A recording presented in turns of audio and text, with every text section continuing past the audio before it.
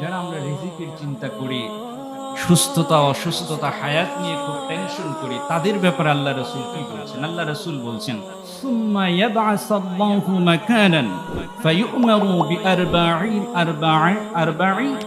কালিমাতিন। আল্লাহ সুবহানাহু ওয়া তাআলার নবী বললেন যে এরপরে আল্লাহ সুবহানাহু ওয়া তাআলা একজন ফেরেশতাকে মায়ের গর্ভে প্রেরণ করেন। কি নিয়ে? চারটা বিষয়ের আদেশ করে।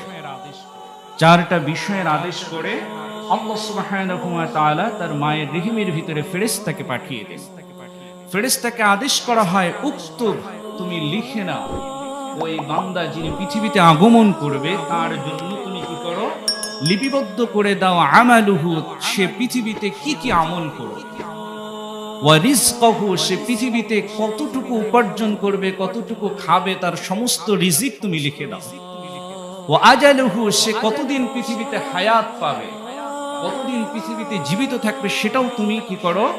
লিপিবদ্ধ করে দেওয়া। শাকিয়িন আও সাঈদিন, সে কি ভালো মানুষ হবে, নেককার হবে নাকি পাপী হবে, সেটাও তুমি কি করো? লিপিবদ্ধ করে দাও। সুম্মা ইউনফাকু ফীহি রূহ, এরপরে আল্লাহর আদেশে ফেরেশতা ওই জমাটবদ্ধ সেই হাড্ডির উপরে মাংসের প্রলোভ দেয়া ওটার উপরে আল্লাহর আদেশে ফেরেশতা রূহ ফুঁকে দেয়। এরপরে আল্লাহ সুবহানাহু ওয়া তাআলার আদেশে ওই দেহের ভিতরে আল্লাহ সুবহানাহু ওয়া তাআলা রূহ ফুঁকে দিলে সেখান থেকে জীবনের সৃষ্টি হয়। সুবহানাল্লাহ।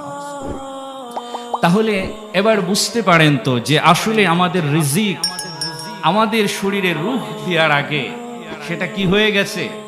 লিপিবদ্ধ হয়ে গেছে। আর আমাদের সৃষ্টির 50,000 বছর পূর্বে তো সেটা একেবারে আছেই লেখা। এরপরে আবার সেটাকে কি করা হয়?